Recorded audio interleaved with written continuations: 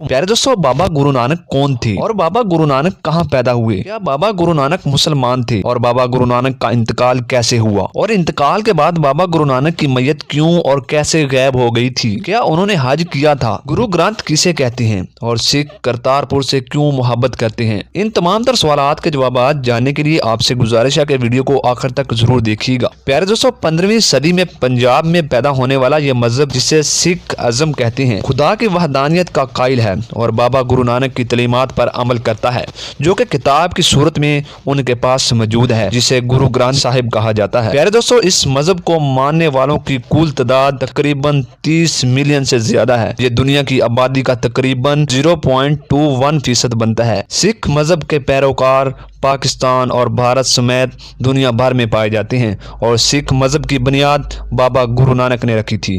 प्यारे दोस्तों, बाबा गुरु नानक पंजाब के एक गांव तलुंडी नामी और जिसे आप ननकाना साहिब कहा जाता है में 1469 को पैदा हुए थे और आपके वालिद महथन कालू पटवारी थे और वालदा दोनों ही हिंदू थे। प्यारे दोस्तों, बाबा गुरु नानक की पैदाइश पर खानदान के पुरोहित हरदयाल ने जब उनका चेहरा देखा तो उसने हाथ जोड़कर बाबा गुरु नानक को नमस्कार कहा और नानक की जन्म पुत्री देखकर कहा कि हिंदू और मुसलमान दोनों ही इसकी तारीफ के गीत गाएंगे। प्यारे दोस्तों, जब गुरु नानक ने होश संभाली तो उन्हें एक हिंदू उस्ताद के पास हिसाब किताब और मुसलमान उस्ताद के पास अरबी और फारसी पढ़ने के लिए भेजा गया, मगर उनका ध्यान पढ़ाई की तरफ कम ही था। उन्होंने करीबी जंगल में जाकर साधुओं और महतमाओं की सोबत अख्तियार की। प्यारे दोस्तों, कहा जाता है कि बाबा गुरु नानक मुतलाशी थे, मगर उनके घर वाले उन्हें अमूमी काम काज में मशगूल रखना चाहते थे। उसके लिए कभी उन्हें पैसे चुरवाने को भेजा गया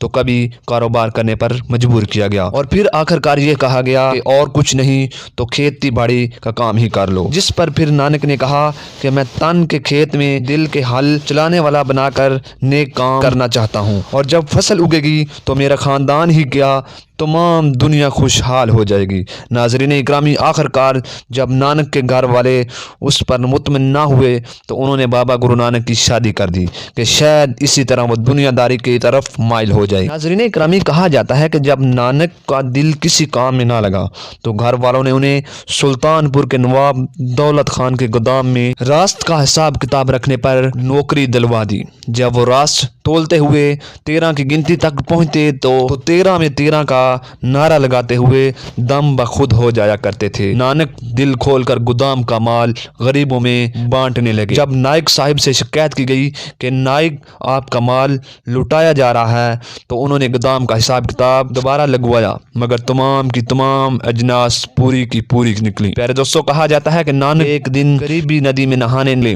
और 3 दिन तक उसी नदी के अंदर गायब रहे और फिर कहा जाता है कि यही नानक को खुदा का वसाल हुआ और खुदा ने उन्हें एक प्याला अनायत फरमाया और कहा कि इसे खुद भी पियो और दुनिया को भी पिलाओ, जो तुम्हारा नाम लेगा उसका शऊर बेदार हो जाएगा। प्यारे दोस्तों, जब वो नदी से निकले तो उनके लबों पर एक अनोखा ही नारा, ना कोई हिंदू ना कोई मुसलमान। शहर में एक हंगामा बर्पा हो गया कि ये कौन है जो मुसलमानों की हुकूमत में और हिंदुओं को शहर में दोनों को तौहीन कर रहा है। फिर काजी ने नानक को तलब किया और पूछा कि तुम कहते हो कि यहाँ ना कोई हिंदू दिखाई देता है और ना ही कोई मुसलमान, तो फिर तुम कौन हो? प्यारे दोस्तों, फिर नानक ने जवाब दिया कि मैं अगर अपने आप को हिंदू कहता हूँ तो वो मुझे मार देंगे, मगर मैं मुसलमान भी नहीं हूँ।